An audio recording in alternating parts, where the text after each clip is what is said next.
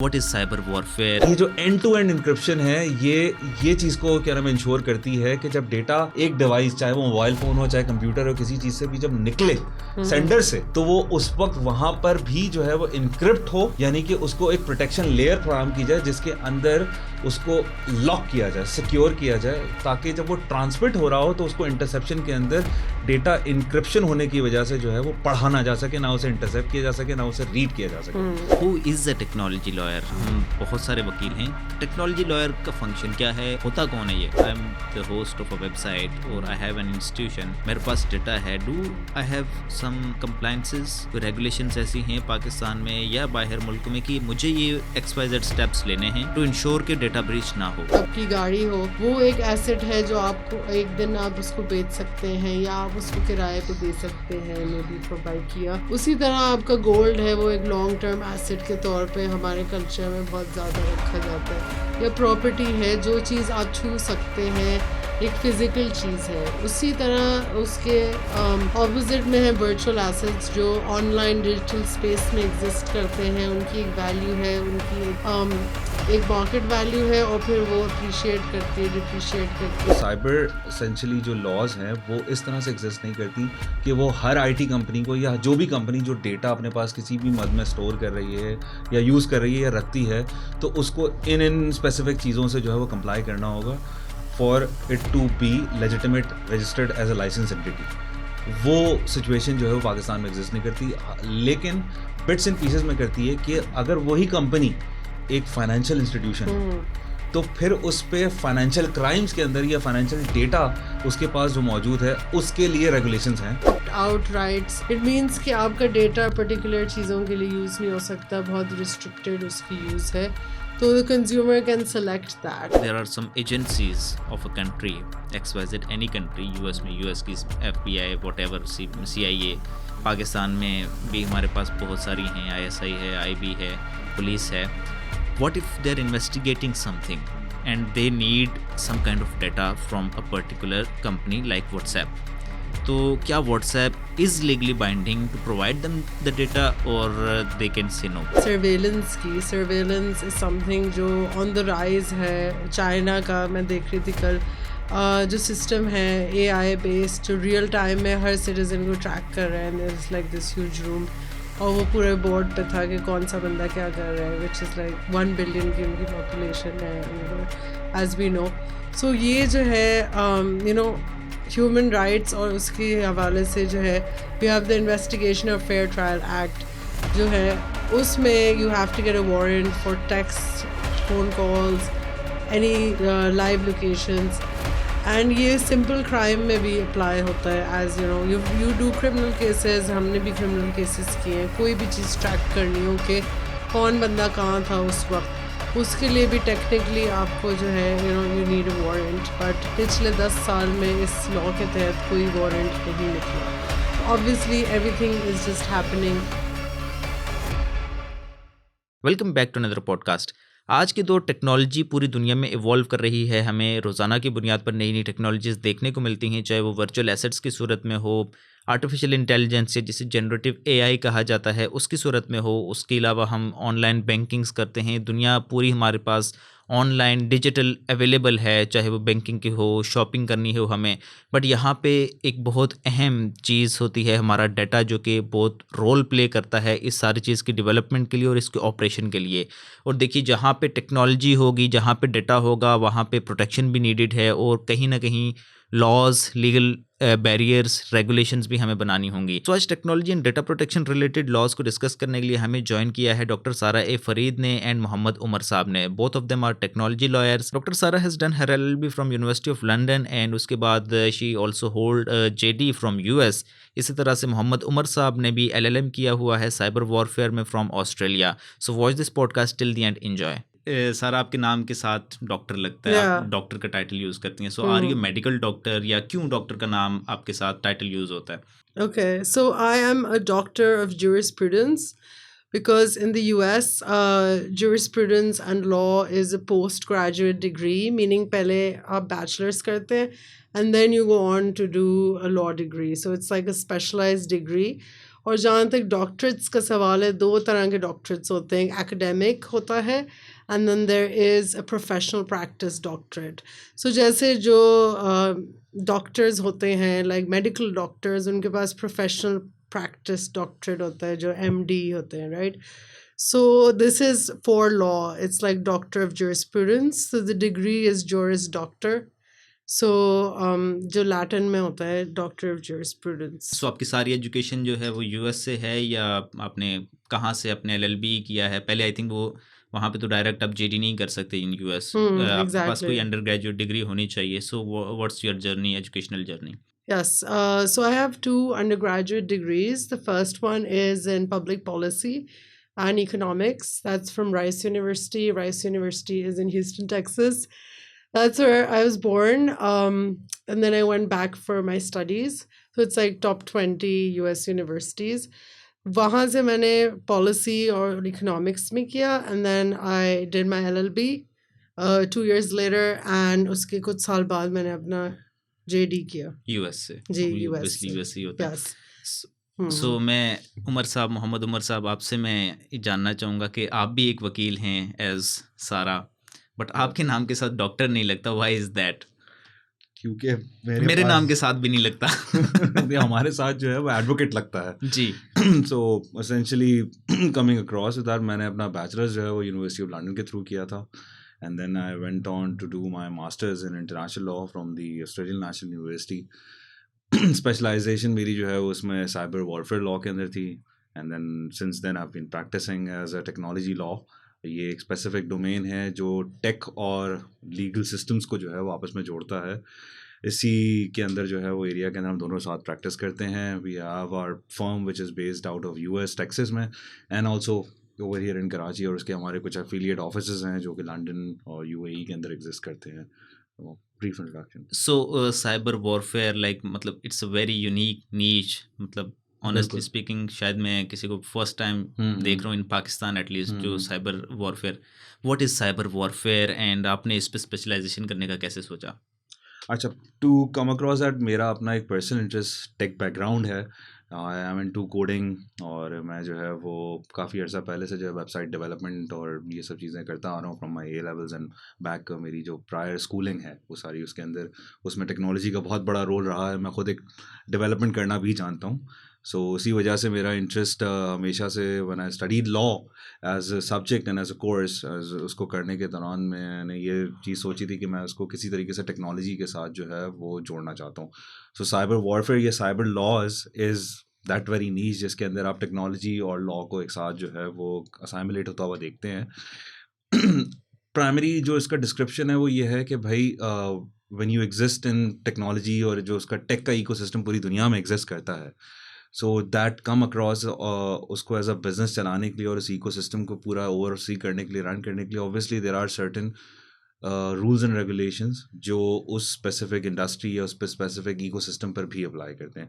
सो cyber warfare या cyber laws जो है वो एसेंशियली उन्हीं का गवर्नेंस सिस्टम है, उसी इकोसिस्टम की जो रेगुलेशंस हैं उनके बारे में है। हाउ डू लॉज उसमें ऑपरेट कैसे करती हैं, कैसे फंक्शन करती हैं, और अगर कल को कोई जो है वो साइबर लॉज के ऊपर साइबर वॉर होती है, जो कि अल्टीमेटली समझते हैं कि आज के हिसाब से अगर हम बात करें तो हिस्ट्री में पहले जो है वो World War I हमने देखी है, World War II हम देख चुके हैं।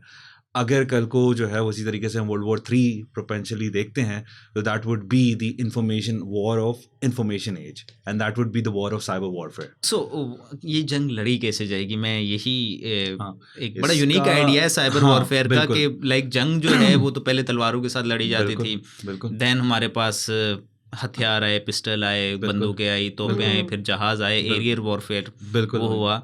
तो साइबर वॉरफेयर में क्या मारेंगे हम एक दूसरे को? अच्छा, मज़े की बात यह है कि मारेंगे इनफैक्ट से ज़्यादा मैं अगर आपको कहूँ तो हमारे पास एक्चुअल में एग्जांपल्स मौजूद हैं कि हम मार चुके हैं।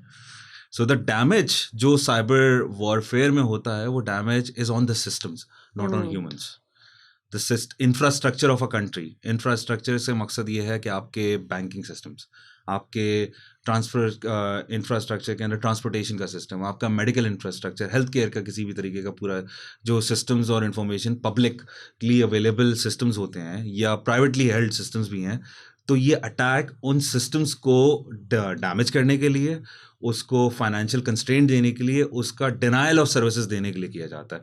सो साइबर वॉरफेयर और एसेंशियली जो इसका अटैक है वो बाज़ारी तौर पे, जैसे हमें नॉर्मली अगर दो कंट्रीज़ की जो आर्मीज़ हैं वो इन्फेंट्री जब आपस में लड़ती है तो डेवस्टेशन होती है, ह्यूमन लाइफ उसमें ज़ाया होती है, साथ साथ में डैमेज जो होता है वो बिल्डिंग्स का होता है या किसी भी जगह की प्रॉपर्टीज़ का होता है, जो हमें डेमोलिशन के अंदर नज़र आता है किसी भी एक्सप्लोसिव के थ्रू, फायरिंग के थ्रू, एमिनेशंस के थ्रू. यहाँ जो डैमेज है वो सिस्टम्स के अंदर होता है अल्टीमेटली, एंड उसका सबसे बड़ा जो इम्पैक्ट मिलता है वो ये मिलता है कि जो आपकी एसेंशियल सर्विसेज हैं वो किसी भी मुल्क की जो है ना वो ख़त्म हो जाती हैं.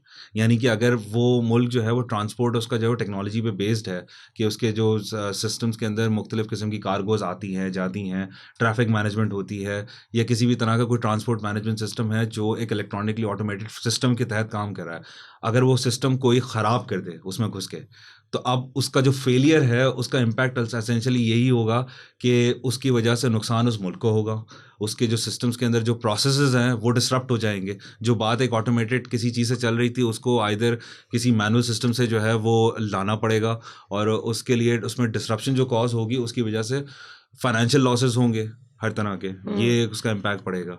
सो दिस इज व्हाट जी या जस्ट टू ऐड के because systems of hospitals electricity run on grids, right? जैसे कि इलेक्ट्रिक कोई भी एनर्जी सिस्टम है वो कनेक्टेड है और उसके पीछे एक इंफ्रास्ट्रक्चर है जो फिजिकल भी है और डिजिटली ऑब्वियसली वो सब ग्रिड्स जाके मिलते हैं. And nation states countries have attacked each other using के उनके सिस्टम्स शट डाउन करा दे, जो that has happened in the past. And then there also external actors जो private like people who are employed by the nation states, by countries, और जो पीछे से systems को shut down attack करते हैं, like पूरा banking system या कोई particular बैंक को seize करने के लिए assets seize हो जाते हैं, functions seize हो जाते हैं. So please. एक छोटी सी चीज़ मैं इसमें ऐड करना चाहूँगा, जो जैसे थ्रेट एक्टर्स की भी उन्होंने बात की, उनको हम यूजुअली इस टर्म के अंदर APTs कहते हैं या advance persistent threat groups. And also this के जो ये सिस्टम्स हैं या इंफ्रास्ट्रक्चर है वो क्रिटिकल इंफ्रास्ट्रक्चर है किसी भी मुल्क का, जिसके ऊपर जो है वो ये अटैक किया जाता है. तो इसमें हर तरह के जो है वो एनर्जी से लेके हेल्थ केयर और हर चीज़ आ जाती है, क्रिटिकल जितनी भी आपकी पावर प्लांट्स हैं या कोई भी चीज़, ताकि वो फंक्शन ना कर सकें और ऑब्वियसली उससे डैमेज मिले एक कंट्री को इकोनॉमिकली भी, और ऑब्वियसली वो वॉर के अंदर जो है वो अल्टीमेटली जब फिजिकल वॉर हो तो ये जब ये सिस्टम्स काम नहीं करेंगे तो वो सिस्टम वैसे ही वो कंट्री जो है वो एक बहुत बड़े बैक के ऊपर होगा कि उसको एक जो है बहुत बड़ी लिमिटेशन उसके साथ इसमें जुड़ी हुई होगी जहाँ वो अपने आप को डिफेंड नहीं कर सकेगा. तो ये हो चुका है ना एग्जैक्टली. पाकिस्तान अभी जो हमें वॉर्स लाइक सिचुएशन हुई थी उसके अंदर भी साइबर अटैक्स किए गए थे, दोनों साइड से काउंटर अटैक भी थे और हमारी तरफ से भी हुए थे. एग्जैक्टली कहाँ था वो, मतलब किस चीज़ को अटैक, मुख्तलिफ ग्रिड्स के ऊपर किए गए थे, आर्मी बेस जो इसके अंदर कॉम्बैट पॉइंट्स होते हैं, तो obviously we attack the combat zones के ऊपर और एसेंशियली जो military points, military bases, military exactly हो रही है, मॉनिटर इस तरह की चीज़ों के ऊपर जो है वो ऑब्वियसली के, तो these are all legal ways of doing that. कि इसमें ऑब्वियसली जब आप साइबर अटैक करते हैं तो वो मिलिटरी बेस पॉइंट्स के ऊपर किया जाता है किसी भी मुल्क की, एज अ रिटेलिएशन है, एज अ काउंटर मेजर है, एज अ सेल्फ डिफेंस है, in whatever capacity it has been done, जैसे बाकी चीज़ों के अंदर होता है. अच्छा सर, आपसे मेरा question, like you both are technology lawyers, so who is a technology lawyer? हम बहुत सारे वकील हैं, तो टेक्नोलॉजी लॉयर का फंक्शन क्या है, होता कौन है ये? सही है. So to be a lawyer you need a law degree, you need bar admission, ये तो हमें पता है. एंड देन उसके आगे आपको स्पेशलाइजेशंस चाहिए होती हैं टू अंडरस्टैंड के IP law, contract law, data privacy, cyber security, virtual assets, ये चीज़ें कैसे काम करती हैं AI. तो वो बंदा जो ऑब्वियसली लाइक उसकी बेसिक credentials हों to be a lawyer and then no specialized knowledge and expertise हो उसके पास to understand how to do contracts, compliance, product advisory, जो technical aspects को भी समझता हो of these emerging technologies. So that would be someone who is a technology lawyer. Yes. तो एक technology का इंफ्रास्ट्रक्चर है या कोई स्टार्टअप है, तो उसमें टेक्नोलॉजी लॉयर की क्या क्या रिस्पॉन्सिबिलिटीज़ होंगी, फंक्शन क्या होता है इस लॉयर का, ये जो इस टाइप ऑफ नीश का फंक्शन क्या है, क्या क्या काम करेगा वो? Exactly. So for instance, if it's like a financial services company, तो उसको जो है if it's allowing people to make payments online, जैसे हम बात करें maybe easy पैसा, Naya Pay is like, you know, one of those financial services providers. So they need to ensure कि जो information वो ले रहे हैं लोगों की, कार्ड इंफॉर्मेशन, पर्सनल इंफॉर्मेशन, वो चीज़ सिक्योर रहे. अब वो लॉयर का काम है टू इंश्योर कि इंटरनेशनल स्टैंडर्ड्स भी वो मीट करें और लोकल स्टैंडर्ड्स भी मीट करें जो स्टेट बैंक सेट करता है. और स्टेट बैंक के पीछे जो स्टैंडर्ड्स होते हैं वो FATF, मनी लॉन्ड्रिंग, ये सारी चीज़ें आ जाती हैं कि KYC होती है कस्टमर की कि कौन से फंड्स अगर बहुत बड़ी अमाउंट है तो फ्लैग हो जाती है. तो the lawyer has to know all these guidelines कि अगर सर्टन अमाउंट के थ्रेशोल्ड से ऊपर जा रही है, एकदम से बहुत सारी ट्रांजैक्शंस हो रही हैं, so the lawyer would know how to flag those, how to respond, how to advise the organization कि ये चीज़ें, these are the things that you need to watch out for and these you need to report, and then अगर report हुई then you need to get documentation from the customer to ensure कि money laundering, terrorist financing, ये चीज़ें नहीं हो रही. This is just one aspect. other ये compliance का aspect हो गया जैसे for instance. फिर contracts उसमें जो है partners के साथ, vendors के साथ contracts में फिर software की उसको या प्रोडक्ट की डिटेल्स को मद्देनज़र रखते हुए वो उनको इनकॉर्पोरेट करेगा कि अगर जो है ब्रीच डेटा निकल जाता है फॉर इंस्टेंस और कस्टमर्स की इंफॉर्मेशन बाहर आ जाती है और वो थर्ड पार्टी प्रोवाइडर यूज़ कर रहे हैं, तो मतलब हु विल बी रिस्पॉन्सिबल, क्या प्रोटोकॉल्स होंगी कि ब्रीच हो गया तो कस्टमर्स को बताना होगा, फिर वो डेटा रिकवर करने के लिए कैसे उसको लाएंगे, या कोई बैकअप अगर है डिसरप्शन ना हो उन सर्विसेज में. तो इसमें कॉन्ट्रैक्ट्स आ जाता है, कंप्लायंस आ जाता है, इसमें प्रोडक्ट एडवाइजरी आ जाता है कि प्रोडक्ट डिज़ाइन होने की स्टेज से लेके एंड तक जो है उसमें लीगल एस्पेक्ट्स ऑलरेडी कवर्ड हो, ना कि कोई मसला हो जाए और फिर बैक ट्रैक करके उस प्रोडक्ट या सर्विस में वो चीज़ें डाली जाएं. That would enable that compliance. So that is privacy by design के वो प्राइवेट उसकी सिक्योरिटी और privacy of data of cyber security is insured embedded within the product or service. So this is like a technology lawyer's domain. So next question जो naturally मेरे mind में तो आ रहा है, you both have done your respective educations. You Sarah from US and Umar Saab has done from Australia. So why you are practicing in Pakistan? Because लोग यहाँ से बाहर जा रहे होते हैं. So you are practicing, you are based in Pakistan, maybe you are working remotely. You are providing services in US, but why not you are based there? आप वहाँ पे रह के आपने अपने जो करियर से उन्हें कंटिन्यू क्यों नहीं किया, rather you have chosen Pakistan? That's an interesting question. Yes, we get this question a lot actually. Yeah. And the thing is, I believe कि यहाँ पे बहुत सारी opportunities हैं because of course हम इसी नेटवर्क से निकले हैं, इसी सिस्टम से निकले हैं. So there are lot of things that can be done here that are relatively harder abroad. Yes, initially आपको शायद किसी जॉब में या किसी एम्प्लॉयमेंट में you get paid in a higher currency like dollars और pounds. Then again, what you can do here, because obviously we are professionals and we're like more educated than the majority of here, we are like the highest level of educated people, and there are certain other factors abroad. Obviously there's like चाहे economic issues ho, racial issues ho, जिसकी वजह से of course we have to deal with those as well to get somewhere. And यहाँ पे हमें जो मुझे independence और flexibility इस practice ने दी है, वो वहाँ पे I've like done several jobs and other things. तो वो चीज़ मुझे नहीं नज़र आई क्योंकि यहाँ पे growth और exposure आपको एक थोड़ा different किस्म का मिलता है because you get that networks हैं आपके यहाँ पे जो UAE से भी connected हैं, London से भी, जो यहाँ से आपकी school से university के contacts हैं. So that, and also there's a lot of growth happening in the Middle East and in Far East Asia, and the US and Western EU में भी काफ़ी थोड़ा सा वो चल रहा है कि recession, economic turmoil as well happening. So basically, my idea is to merge my US and Pakistani background and ability to travel and use that, leverage that to make connections across countries and across markets. Yeah. So what's your reason, sir? सबसे बड़ा एक तो reason आपको जो है वो मिलता है कि लॉ जो है एज की legal practice is very regional in nature. wherever you have your licenses is where you can practice.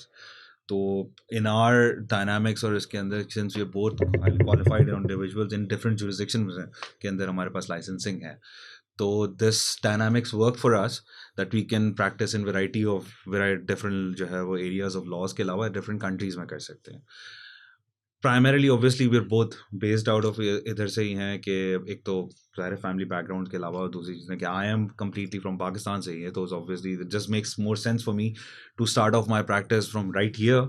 और इसमें एक बहुत ही डिफरेंट किस्म का नीच बना के and I have been practicing because of this के एक तो यहाँ से इस इकोसिस्टम के अंदर जो है वो इस स्पेसिफिक एरिया और डोमेन को मुझे इस्टेब्लिश करना है. It was not there. So for me, the idea of starting off from right here was that this is another area of law that did not exist, and I became one of the harbingers जो इसमें वो value addition to the legal ecosystem में दे सकता है, because this was never spotted by anyone else. किसी और ने जो है वो इस एरिया के अंदर जो है वो ना इतना काम किया. इनफैक्ट अभी भी जो है वो काम हमारा जो है वो एक इमर्जिंग टेक्नोलॉजी के अंदर और लीगल सिस्टम के अंदर बहुत कम है. इट्स ग्रोइंग, ग्रेजुअली इंक्रीज़ कर रहा है, बट ये चीज़ नहीं थी. मैंने इसी एरिया के अंदर जो है वो समझ लें कि इस टर्म्स को टेक्नोलॉजी काउंसिल पहले एग्जिस्ट नहीं करती थी. Now I see it at a very four front के अंदर के बहुत सारे मुख्तलिफ किस्म के लोग हैं, प्रोफेशनल्स हैं जो अब इसको रिकग्नाइज करने लगे हैं. दे यूज़ इट कि I am not just a corporate lawyer, I am a technology lawyer, I am a technology legal council हूँ, किसी एरिया के अंदर काम कर रही है, टेलीकम्युनिकेशन लॉयर हूँ, इस तरह की चीज़ें. तो that was not something that was heard of prior. इससे जो ये पिछले 5-7 सालों के अंदर एक बहुत बड़ा चेंज उसमें आया है. तो hence one of the reasons कि मैंने यहाँ से इस चीज़ को स्टार्ट किया फ्रॉम पाकिस्तान. अभी भी privacy and product council is a new role coming up Exactly. In the US, और बाकी उसमें तो एज सच इतना है भी नहीं, बिकॉज वो लॉज अभी आ रही हैं. जैसे हमारे यहाँ पे अभी वर्चुअल एसेट्स एक्ट आई है, तो मतलब ऑर्डिनेंस है वो अभी, but it will be passed into an act. तो ये अभी 4 महीने पहले आई है in July. So we have a regulator जो अब वर्चुअल एसेट्स को देखेगा oversee in Pakistan. So it is really evolving, and technology evolves really fast, and law is relatively traditional because वो certainty देता है, right? It's not as flexible, but technology moves really fast. उसमें innovation और वो law दोनों आ जाता है, and that is pretty interesting. Yeah. Now the next my question is कि जैसे कि आप लोग डेटा प्रोटेक्शन पे भी बात कर रहे हैं, उस पे भी काम करते हैं. सो मैं एक लेमैन के लिए समझना चाहूँगा कि what is data protection. And to be very frank, अगर मैं एक और आपसे क्वेश्चन पूछूँ कि why should a person be afraid of data protection. Like मेरा अगर प्राइवेसी लीक हो जाती है, मेरा अगर कोई डेटा ब्रीच हो जाता है, तो मुझे क्यों उसके लिए परेशान होना चाहिए? अच्छा, ये बहुत ही इंटरेस्टिंग सवाल है. In fact I would phrase it this way कि why you should fear data protection से ज़्यादा कि why should I care about data Yes. Protection would be a much more appropriate way if I would say. What is it and why should I care? Care Why about should I that. care about it? Okay.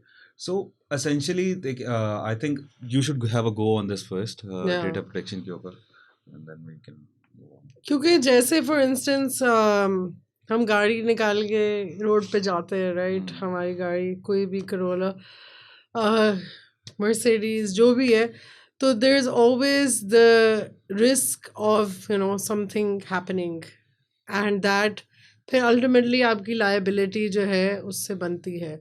तो why you should care is because end of the day आपको नुकसान भी हो सकता है, and also आगे जाके भी आपकी जो आइडेंटिटी है वो ब्रीच हो सकती है. फॉर इंस्टेंस, जो गाड़ी है वो एक फ़िज़िकल चीज़ है. ये आप जैसे एटीएम जा रहे हैं एंड उस पर डिवाइसेस लगे होते हैं जिसके लिए अब उन्होंने उसको कवर कर दिया कि पिन उठा सकते हैं, मतलब वो डिवाइसेस पिन उठा लेते हैं, एंड देन लेटर वो कार्ड इन्फॉर्मेशन स्टोर करके दे री use the card.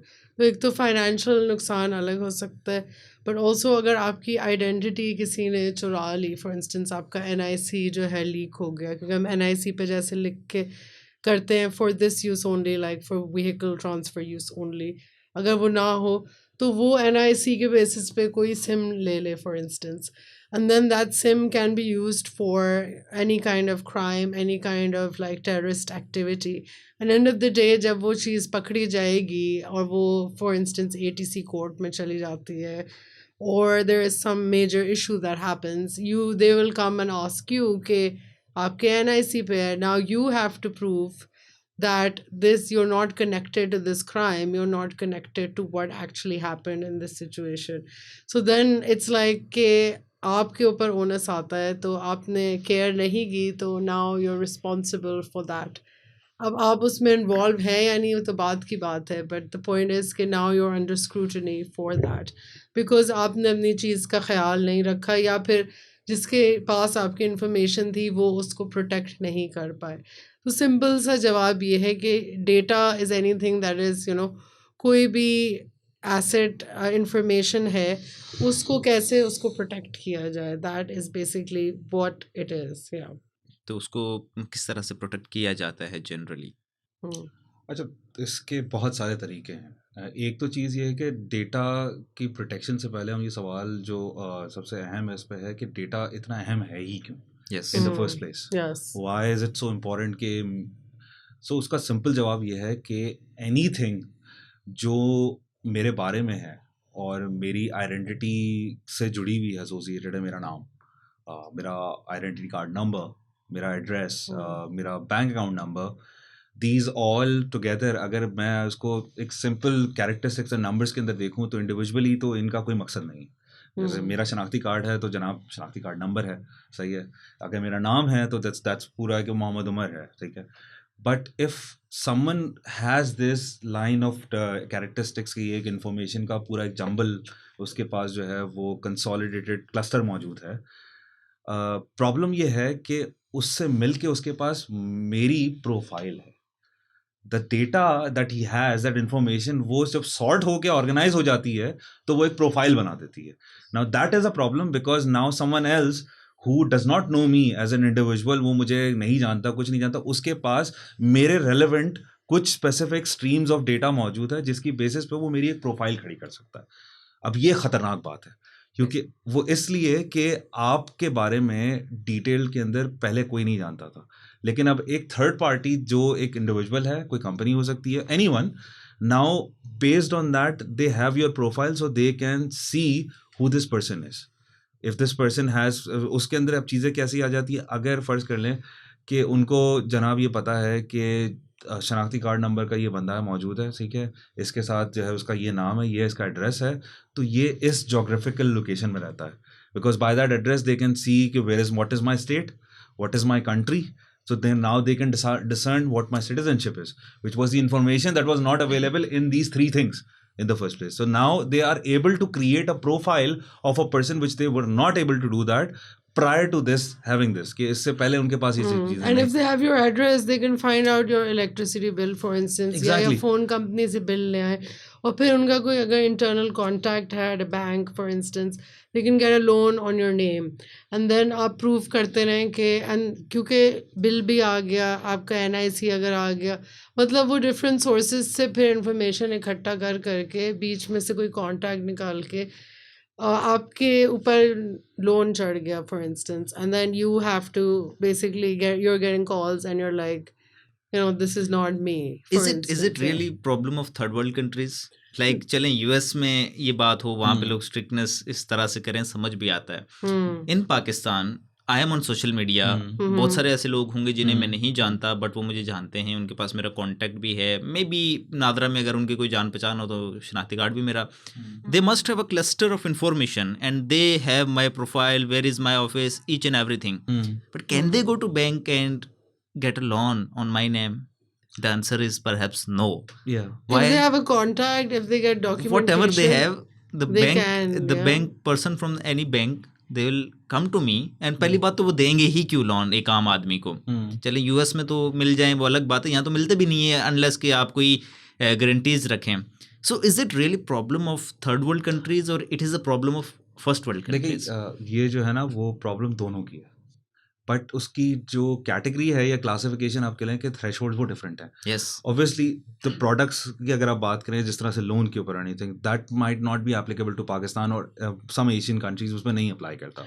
I would have to disagree there because the thing is कि यहाँ पे ज़्यादा प्रॉब्लम है because यहाँ पे एक तो population ज़्यादा है and then हमारी black informal economy ज़्यादा है. So यहाँ पे जो है इस तरह की चीज़ें करनी ज़्यादा है और उसकी वजह से भी हम grey list पे हैं. आपको पता है like फाइनेंशियल रेगुलेशंस निकल गए आई थिंक ग्रे लिस्ट से. ग्रे लिस्ट पे मतलब हम आते जाते रहते हैं because obviously that's a good way of saying this. हम आते जाते रहते हैं, कभी आ जाते हैं कभी हट जाते हैं. हाँ तो हम और स्क्रूटनी में हैं because of money laundering. We are the ones के जो वो उनको बार-बार लिस्ट प्रिंट करनी पड़ती है कि पाकिस्तान को रखना है. पेपर में पढ़ाया हुआ है हमने उनका. इस हफ्ते ये हो रहा है, अगले महीने ये हो रहा है. तो अगेन यहाँ पे ज़्यादा प्रॉब्लम है बिकॉज आप स्क्रूटनी में जाए ना तो यूएस बैंक्स आपको ज़्यादा देखते हैं बिकॉज यहाँ पे ये चीज़ें होती हैं और यहाँ पे there are companies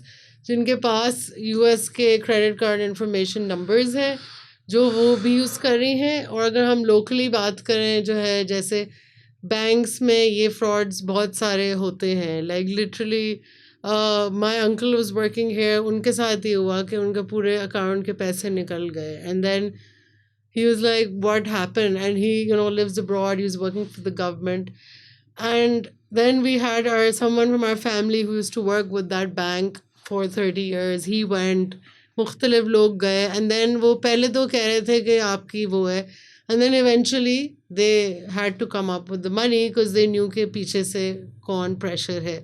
But this happens a lot in Pakistan कि आपके 50 लाख गायब हो गए अकाउंट से. मतलब how does that happen? तो यहाँ पे I would say third world countries या developing countries. मैं इसी पे बात पर आ रहा था कि यहाँ जो है ना वो थ्रेशोल्ड्स और कैटेगरीज हैं वो डिफरेंट है. यहाँ फाइनेंशियल फ्रॉड्स बहुत होते हैं and that happens because of the data जो इजीली अवेलेबल है. कि एक पॉइंट इन टाइम पे अगर आपको याद हो तो जो है वो टेलेनॉर के अंदर इजी लोड का जो है वो बहुत एक आसान लोड मांगा करती थी. बिल्कुल सभा लोड भी मांगा करती थी और सभा को लोड बहुत मिलता भी था. इसी वजह से कोई सभा थी, सभा भी हुआ करती थी. कभी वो सभा होती थी, कभी नताशा होती थी, कभी कोई और होती थी. वो कौन थी? वो रैंडम पीपल. एग्जैक्टली मैसेज आता था. नहीं मैसेज आता, मैं बहुत परेशान हूँ, मैं सभा, मुझे इमरजेंसी लोड चाहिए, मैं वापस कर. बिल्कुल ऐसे ही है. मेरे कोई इमरजेंसी हो तो इस तरह की चीजें जो है उसके ऊपर लोड होता. उसके अलावा एक बहुत बड़ा जो एलिमेंट इसमें आपने देखा है वो श्योर आप भी जो है वो उसको देखते होंगे कि हमारा phone number was not safe in this scenario के इजी लोड के ऊपर. क्योंकि अगर आप किसी स्टेशनरी वाले के पास अपने घर महल्ले के आसपास जो भी मौजूद हैं जहां आप इजी लोड करवाने जा रहे हैं उसके पास एक रजिस्टर हुआ करता था. उस रजिस्टर के अंदर वो आप जाते थे, उसको पैसे देते थे कि भाई फलाना मेरा ये नंबर है, टेलिंग हिम कि इस नंबर के ऊपर 100 रुपये का या 25 रुपये का 50 रुपये का व्हाट्सएवर लोड कर दो. एंड देन दैट हैड उसके ऊपर मतलब वो जो रजिस्टर है उस पेज के ऊपर आई थिंक कोई 100 नंबर आपसे पहले के भी लिखे हुए हैं जो वहाँ ओपनली अवेलेबल हैं, जो मुख्तलिफ लोगों ने मुख्तलिफ किस्म के load to anyone for to skim through. इस सिचुएशन के अंदर अब रिस्क क्या है? सबसे बड़ा रिस्क सबसे बड़ा ये है कि अगर कोई इंसान है जो इंडिविजुअल है जिसकी जो मेरे लिए पर्सन ऑफ इंटरेस्ट है एंड आई नो कि he uses this specific channel to get his easy load done and I don't have his number, that is for easy for me to do that कि मैं जाऊँ उसके पीछे जो है वो सर्वेलेंस करके वहाँ पहुँचूँ. वो जब लोड करा रहा हो वो उसको लोड करवा के वापस निकले, मैं पीछे से जाऊँ, जनाब मैं 5 रुपये का लोड और कराऊँ और उसके अंदर उसका नंबर मैं देख लूँ and I get that number. So a data which was not available to me पहले इस तरह से but is now available easily for me. इसी तरीके से और बहुत सारी चीज़ें इस तरह के नंबर्स के साथ की गई. आई नो डेटा ब्रीचेस की तो बात हो गई, मिल सकते हैं सारी चीज़, but again what you are going to do with that number? Message करेंगे ब्लॉक हो जाएंगे? नहीं, मैसेज करेंगे ब्लॉक हो जाएंगे. What is end result are you getting? Phishing आप कर सकते हैं ना फॉर इंस्टेंस. इसके अंदर जो है वो फिशिंग होती है. फाइनेंशियल फ्रॉड जो है वो एसेंशियली इस तरह से किया जाता है. जैसे नंबर मिल गया तो I can say mister Mohammad Umar Taj, exactly, your account has been breached, please click on this to get your OTP. And because the education level in our country is not, बहुत सारे लोगों के पास नहीं है. Exactly. तो वो चीज़ जो है अगर आपने क्लिक कर दिया, कभी इंसान बेख्याली में भी कर लेता है या कोई घूम रहा हो, आप आप देखेंगे व्हाट इज़ दिस, उस पे आपने क्लिक कर दिया तो फिर जो है वो आपके सिस्टम में थ्रू दैट लिंक वो घुस गया फॉर इंस्टेंस आपके फ़ोन में, फिर वहाँ से उसने डेटा उठाना शुरू किया. So do we have some kind of regulations in Pakistan, and what are the status of regulations outside Pakistan in US, because you guys are working in multiple jurisdiction from Australia to बिल्कुल, US बिल्कुल. to UK to China. Hmm. So क्या regulations है पाकिस्तान में data protection की, जो कि companies, banks, all that websites, इन सबको इंश्योर करना होता है, एंड ये फॉरेन में कैसे है एज कम्पेयर टू पाकिस्तान? ठीक है, do you want to go first with the list?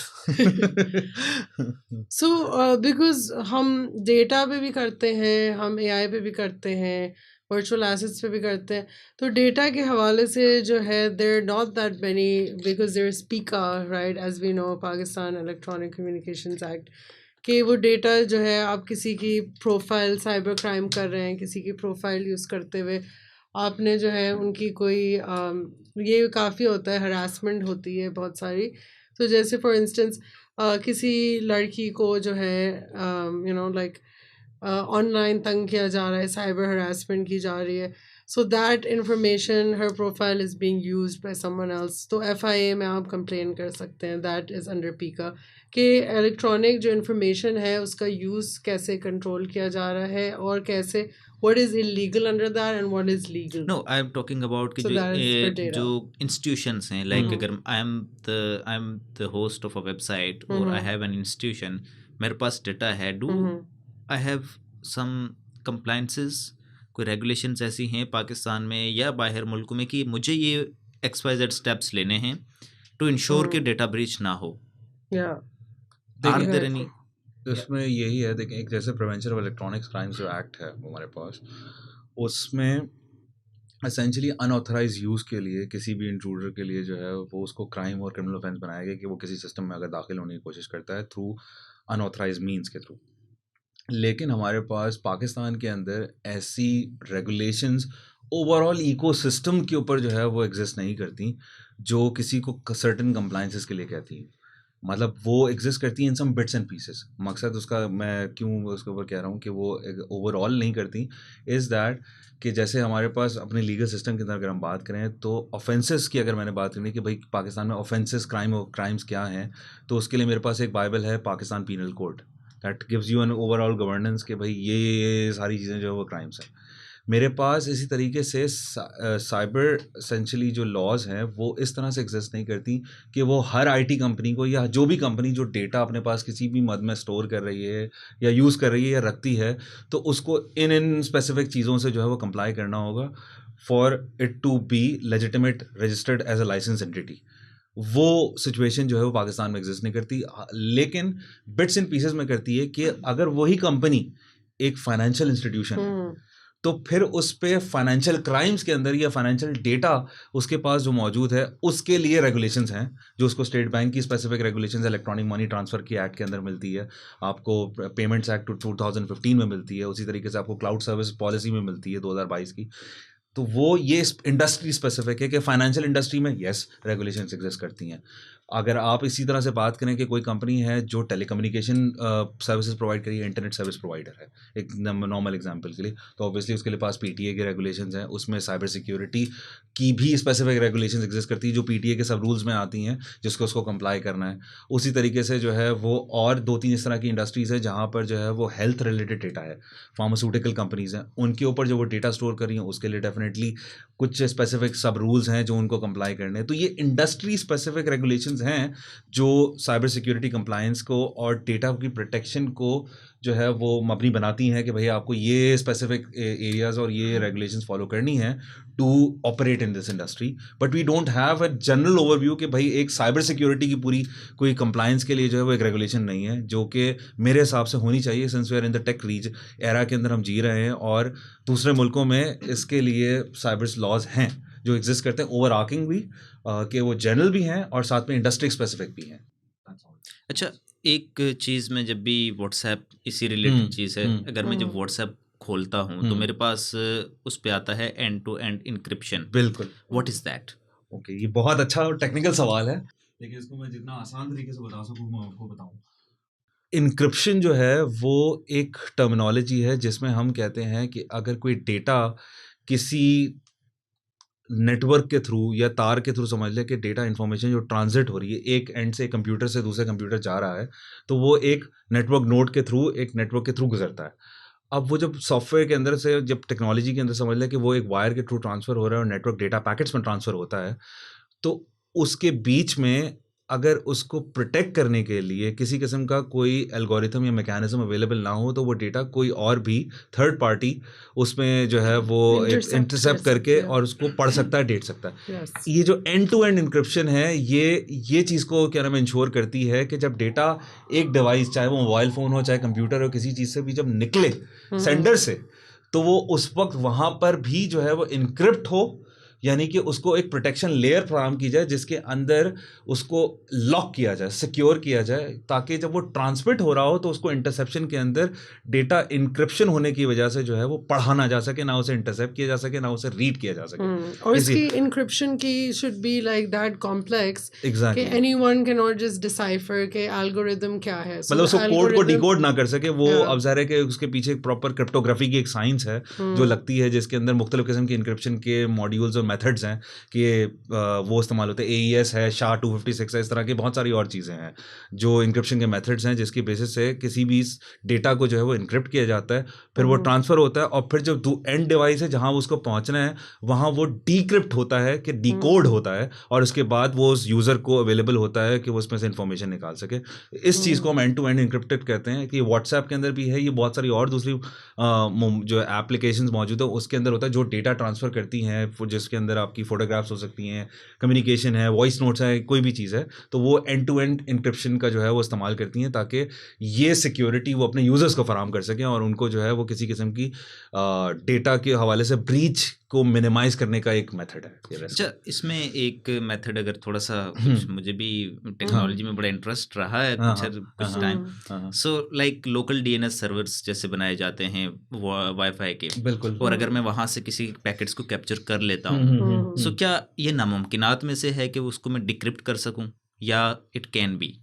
नहीं, डिक्रिप्ट हो सकता है, लेकिन अब चीज़ ये है ना कि देखें आप जिस तरह की बात कर रहे हैं कि लोकल DNS सर्वर के ऊपर तो मैं पैकेट्स को उसके अंदर से जो है वो कैप्चर कर भी लूँ, लेकिन कैप्चर करने के बाद उसका प्रोटोकॉल क्या है जिसकी बेसिस पर है। अब इंक्रिप्शन और डिक्रिप्शन जो है वो एक रैंडम कैरेक्टर्स पर होती है। वो रैंडम कैरेक्टर्स जो है वो एट दिस प्रेजेंट टाइम जो है वो उसमें कई हज़ार साल लगने हैं डिक्रिप्शन होने के अंदर, क्योंकि अगर SHA-256 कैरेक्टर्स की बात की जाए या AES इंक्रिप्शन की बात की जाए, ये मेथड से जो भी डेटा या पैकेट्स जो है वो इंक्रिप्ट किए जाते हैं, उनको एक डिक्रिप्टर जो होता है वो भी अपनी कंप्यूटेशन पावर की बेसिस के ऊपर जो है वो कुछ सेकंड्स में कुछ मिनटों में नहीं कर सकते। ये काम मोस्ट प्रॉब्ली शायद क्वांटम रेजिस्टेंस और क्वांटम कंप्यूटिंग के थ्रू ही किया जा सकता है। अब रिसेंटली न्यूज़ आ भी रही है कि चाइना हैज डेवलप्ड बिल्कुल उन्होंने किया है, वो किया मायोनारा 1 जो है वो माइक्रोसॉफ्ट ने बनाया है। US in on high alert, बिल्कुल रेड अलर्ट, क्वांटम रेजिस्टेंस है।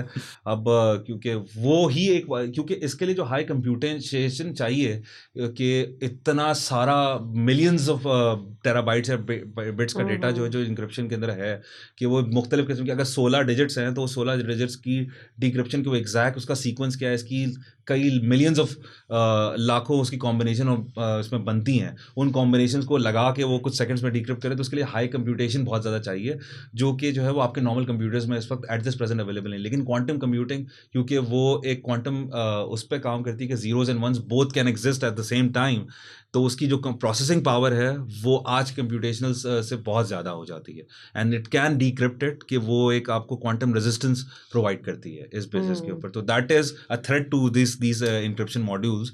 बट ये है कि ये थ्रेट अभी नेचुरली इतना ज़्यादा रियलाइज इसलिए नहीं, क्योंकि अब इसकी स्केलेबिलिटी और यूज़ केस और उसके ऊपर बहुत बड़ा सवाल है कि quantum computing is in its infancy. Exactly, and also like we talked about कि encryption is that extra layer of security.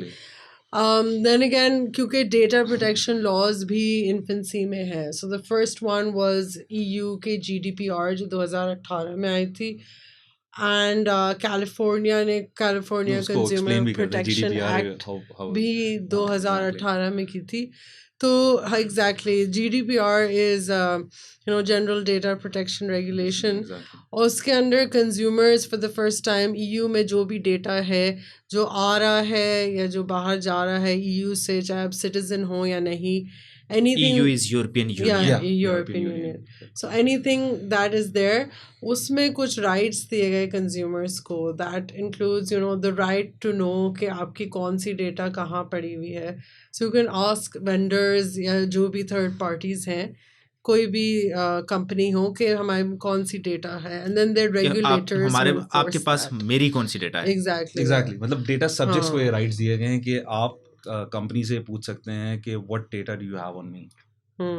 तो वो उनको बताना है. बिल्कुल. Yeah. If they have it on you, वो आपके अपने सिस्टम्स के अंदर एक सर्च रन करेंगे विद योर नेम और एनी जो डिटेल्स आप उनको प्रोवाइड करेंगे, and they have to say if they have certain data on you, they will have to provide you कि भाई this is what we have on you, and फिर उसके बाद you have the right either to get it deleted या उसको Yes, modify कर right सकते to हैं. modify, Exactly. right to like opt out भी Opt आप out कर कर सकते हैं, सकते हैं. क्योंकि I talked about GDPR first because Exactly. that was the first one, and also like it is most comprehensive, क्योंकि European Union gives the most protections at this time in terms of to the citizens, अगर human rights और उसके aspect से बात करें. In fact मतलब data protection के regulations का समझ लें कि पहला फ्रेमवर्क आया ही एज सारा कि वो GDPR से आया, और जो बाकी data protection laws in different countries बने वो इसी फ्रेमवर्क को ध्यान में रखते हुए बनाए गए. अच्छा, सिर्फ ये रेगुलेशंस हैं यूरोपियन यूनियन की, या इसके अलावा भी कोई रेगुलेशंस हैं पर्टेनिंग टू डेटा? बिल्कुल. Yeah, as I talked about, right to modify, right to delete, right to know, opt-out forms हैं. So there's a cluster of rights, and those same rights have been applied in different laws. But वो थोड़े से जो है, for instance, California में है, New York में है shield act, California consumer protection act, Texas data protection act है. तो ये 3-4 स्टेट्स में, द बिगर स्टेट्स जो कैलिफोर्निया हो गया, न्यूयॉर्क हो गया, टेक्सास हो गया, अगर हम यूएस की बात करें, उसी तरह डिफरेंट कंट्रीज़ के हैं. जैसे कनाडा का है PIPEDA, विच इज़ PIPEDA. तो वही that is for personal information protection, electronic data. So regulation same है, मतलब अगर रेगुलेशन एज एक्ट या स्टैट्यूट या Yeah, बुक it's की बात करें तो similar, maybe but different, but थोड़ा क्या वो सा रेगुलेशंस rights- जो कंटेंट ऑफ रेगुलेशन है इज इट सेम और there is a difference? Differ करता है थोड़ा सा definitely, राइट्स का हाँ, डिफरेंस हाँ, है कि बिल्कुल. ऑप्ट आउट राइट्स और मोर ऑप्ट आउट जो है वो ज़्यादा, what is opt out? It means कि आपका डेटा पर्टिकुलर चीज़ों के लिए यूज़ नहीं हो सकता, बहुत रिस्ट्रिक्टेड उसकी यूज़ है, तो the consumer can select that. तो वो चीज़ जो है यूरोपियन यूनियन ज़्यादा देता है. And also the right to delete information, the right to go to regulator अगर आपकी मिसयूज़ हो रही हो, वो वहाँ पे ज़्यादा है. यूएस में कैलिफोर्निया और न्यूयॉर्क थोड़ा देता है, but it's not as much कि रेगुलेटर वो करेगा, except for the attorney general. अगर बहुत ज़्यादा इग्रीजियस मिसयूज़ हुआ तो फिर वो स्टेप इन करेंगे कि ये क्या हो रहा है, why is this company doing this. Otherwise उस तरह की मतलब प्रोटेक्शंस थोड़ी सी कम है, but they are there. Yes, Umar, would you like to add? हाँ, शी सेड कि हाँ. ऑब्वियसली राइटली सो, और साथ में जो है वो एक चीज़ बहुत ज़्यादा इसमें जो डिफर करती है वो अक्रॉस डिफरेंट कंट्रीज़ या डिफरेंट रीजन्स की अगर हम बात करें, वो इस तरह से है कि जो राइट्स ऑफ द सब्जेक्ट्स के हैं एक, और दूसरा जो इसकी इम्प्लीमेंटेशन ऑफ डेटा प्रोटेक्शन है वो हर कंट्री में डिफरेंट है. मतलब यानी कि जो डेटा प्रोटेक्ट किया जा रहा है डिफरेंट कंट्रीज़ के अंदर, जो मुख्तलिफ ऑर्गेनाइजेशन है जिस तरह से उसको ट्रीट करेंगी, तो वो किन सिचुएशंस के अंदर जो है वो डेटा सब्जेक्ट से कंसेंट लेंगी, कहाँ पर नहीं लेंगी, वो जो है वो डिफर करता Yeah, है. like the powers of the regulator Regulator, and their exactly. ability and their decisiveness in taking action for violations. वो उसका क्या अब- threshold है वो vary करता है. तो जैसे ब्राज़ील का अलग लॉ है Exactly. LGBT, and then China के अलग laws हैं. So there are laws that exist, but of course regulator कितना करेगा और data subject के क्या rights हैं वो vary करते हैं. And you will be surprised to know Kenya में भी data protection lag. Next thing is कि जैसे आपने यहाँ पे डेटा की बात की, ऑप्ट आउट की बात की, सारी चीज़, यहाँ पे एक और हमारे पास एस्पेक्ट इस चीज़ का है. For example, there are some agencies of a country XYZ, any country, US में यूएस की FBI, व्हाटएवर, CIA, पाकिस्तान में भी हमारे पास बहुत सारी हैं, ISI है, IB है, पुलिस है. What if they're investigating something and they need some kind of data from a particular company like WhatsApp? बिल्कुल. तो क्या WhatsApp is legally binding to provide them the data, or they can say no? ये बड़ा अच्छा technically legal सवाल का question जो है वो उसके ऊपर भी बहुत है। चलो मैं दोनों को इसको जो है वो दोनों एस्पेक्ट से आंसर करता हूँ। पहला एस्पेक्ट इज़ मोर जनरल के जहाँ आपने बात की इंटेलिजेंस एजेंसीज की all around the world, they exist in with in the ecosystem में हर कंट्री के करती हैं और उनकी अपनी ज़ाहिर है कि एक सर्टन, मैं कहूँगा आर्बिट्री पावर्स हैं जो कि वो उनकी फंक्शनैलिटी के लिए बहुत ज़रूरी, जो उसके बगैर वो कर मतलब नहीं उनके पास सकते। डंडा है। हाँ ऑब्वियसली, मतलब हर एक हर दुनिया की जो एजेंसी मौजूद है इंटेलिजेंस की, they have in short to, they have डंडा, कानून अलग चीज है, डंडा अलग चीज। हाँ वो एक एस्पियोनाज कह लें आप, वो चीज़ें होती हैं। उसके अलावा हर इंटेलिजेंस एजेंसी का जो है वो एक अगर आप बात करें तो जैसे इंटरपोल यूनाइटेड नेशंस की भी है, तो वहाँ पर भी दे लियाजनिंग करती हैं और इंटेलिजेंस वो मुख्तलिफ दुनिया की पुलिसेस जो है वो उनके साथ जो है एप्लीकेशन शेयर करती हैं कि भाई ये बंदा है इस कंट्री में आपके मौजूद है and we can not directly apprehend that person because Yeah. फलाना कंट्री की जो है वो इसके साथ एक्सट्रेडिशन ट्रीटी नहीं है, तो we need to find this, क्योंकि इसके बहुत ही हाइनियस या सीरियस क्राइम के अंदर वो जो है वो फरार है। तो अब Interpol as an agency to facilitate both the countries जहाँ वो है उधर की और जिस कंट्री ने रिक्वेस्ट की है इस सिचुएशन के अंदर, to facilitate that, and for that they obviously need to run between governments. तो ऐसे सिचुएशन के अंदर इसी तरीके से अगर आप बात करें तो मुख्तलिफ कंट्रीज़ की जो एजेंसीज होती हैं, they also have certain powers that Trump's certain areas of law के अंदर, जो उनको आर्बिट्री होने के साथ साथ नेशनल सिक्योरिटी की डॉक्ट्राइन के अंदर भी ज़रूरी होते हैं कि it's a matter of necessity, that could be because of saving certain lifes for that purpose, कि इसमें कोई ज़िंदगी और मौत का मामला है, कोई कंट्री के उसके ऊपर हो सकता है।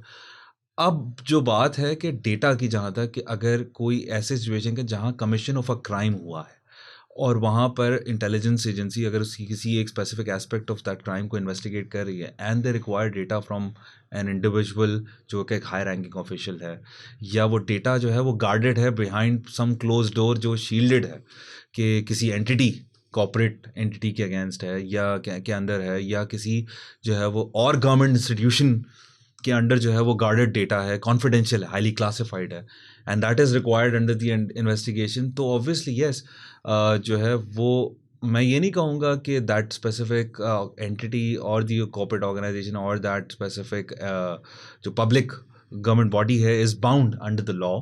दैट इज़ अ क्वेश्चन के जो एंटिटी जो मांग रही है, जिसके अंदर इन्वेस्टिगेशन एजेंसी है, उसके लिए उसकी डेटा की प्रोक्योरमेंट कितनी ज़रूरी है, इसका क्वेश्चन जो है वो इंटरप्रिटेशन इस पर है कि they would request that data and they have certain legal channel, जिसके अंदर वो एक वारंट ऑफ अरेस्ट हो सकता है, वारंट फॉर फाइंडिंग या डिस्क्लोजर का है, जो वो उस कंपनी के अगेंस्ट ला सकते हैं। They can certainly ask for data कि वो व्हाट्सएप से लेके उसके ऊपर कर सकते हैं, लेकिन उसके लिए अब उस स्पेसिफिक एंटिटी का फिजिकली जो है वो इस टेरिटरी के अंदर मौजूद होना भी बहुत ज़रूरी है, एज एन फिजिकल ऑफिस होना ज़रूरी है। ऐसी कुछ कंट्रीज़ अगर मैं बात करूं कि जो दुनिया के किसी और कोने में एग्जिस्ट करती हैं और उसकी सर्विसेज पाकिस्तान में इस्तेमाल हो रही हैं, लेकिन उसका कोई फिजिकल ऑफिस यहाँ एग्जिस्ट नहीं करता, तो आप किस बेसिस के ऊपर जो है वो डेटा क्या नाम है एक्सट्रैक्ट करने के लिए वहाँ जाएंगे? For that you will have to send out a warrant के साथ अपने एप्लीकेशन भेजना होगी, थ्रू कोर्ट्स भिजवाएंगे, and since they don't exist territorially physically in your country, they can always deny कि भाई मेरा यूज़र है तो वो यूज़ कर रहा है, तो I am bound by confidentiality and data protection under that much country that I operate, और मैं तो आपको डेटा नहीं दे सकता अनलेस कि उनका कोर्ट जो है वो कंट्री का कोर्ट जो है आप वहाँ अपील करें and you get a permit कि नहीं, this data because this person is so and so involve in certain crime, जिसके लिए ये डेटा स्पेसिफिकली जो है वो बहुत ज़रूरी है and this should be grounded and provided to that specific intelligence agency, तो हम वो वहाँ पर ले सकते हैं। लेकिन इसके अंदर बहुत सारे ये चैनल्स और बैरिकेड्स और समझ लें हर्डल्स हैं। Let's make it more realistic, like या इन प्रैक्टिकल इसको बनाते हैं, लाइक दो एजेंसीज हैं हमारे पास, एक है हमारे पास CIA US की, दूसरी है हमारे पास ISI। दोनों को डाटा चाहिए for respective investigation from the WhatsApp. क्या वो व्हाट्सएप से क्या CIA ले सकती है अंडर US रेगुलेशंस, और क्या पाकिस्तान की एजेंसी ISI वो व्हाट्सएप से वो डाटा ले सकती है? I mean, प्रोसीजर फॉलो करते हुए डेफिनेटली उसको एक्सैक्ट चैट्स चाहिए उन्हें, हाँ, एग्जैक्टली, तो क्या ना उसका एक which प्रोसीजर है, WhatsApp is claiming that it is end-to-end encrypted. Encrypted है बिल्कुल। देखिए generally the answer is no for that purposes कि, लेकिन ऑब्वियसली मैंने जैसा पहले कहा कि intelligence agencies all around the world they exist in a very जो है वो एक ऐसे इकोसिस्टम के ग्रे फॉर्म में एग्जिस्ट करती हैं जहाँ बहुत सारी ऐसी पावर्स हैं जो आर्बिट्री हैं मतलब वो विद इन द इकोसिस्टम के अंदर उसके जो फैब्रिक है आपका गवर्नमेंट इंफ्रास्ट्रक्चर का, उसके एक एक्स्ट्रा टेरिटोरियल बाउंड से ज़्यादा एग्जिस्ट करती हैं, क्योंकि उनका फंक्शनैलिटी ही इस पे बेस्ड है कि वो उस टेरिटोरियल बाउंड्स में से निकलते हुए कुछ सर्टेन मीन्स को यूज़ करते हुए जो है वो अपना काम करती हैं, and they have got their own code, her country के अपने उसके ऊपर है। तो by that means may be from other means के थ्रू वो चीज़ वो कर सकें, लेकिन जनरली अगर मैं बात फ्रॉम द लीगल परस्पेक्टिव से करूँ तो उसका एक डेफिनेटली इस चीज़ को करने के लिए for any sort of intelligence agency एक प्रोसेस डिफाइंड है। वो प्रोसेस इज वारंट है, डिस्क्लोजर के लिए कोर्ट का ऑर्डर है, दीज आर द थिंग्स, और इसको कंप्लाई करना जो है वो ऑब्वियसली हर कंपनी के लिए इन्फोर्सिबिलिटी का भी होना चाहिए कि विद इन टेरिटरी हो कोर्ट की, ताकि वो एग्जैक्टली टेरिटरी मतलब वो उस कोर्ट के नहीं भी है तो you will have to go to the competent court जहां से आप ये ऑर्डर निकलवा सकें और उसको वो दे सकें। That is how it operates. अच्छा, एक और टर्म यूज होती है वर्चुअल एसेट्स की। What is virtual assets? So I just wanted to add to the previous thing, क्योंकि the reason why I became a lawyer was कि मुझे human rights करना था, and then और मेरा काफ़ी diverse experience है because I started with the news agencies, I started with Geo News and Dawn News, and then I became a lawyer, and then I've worked with non-profits and education sector.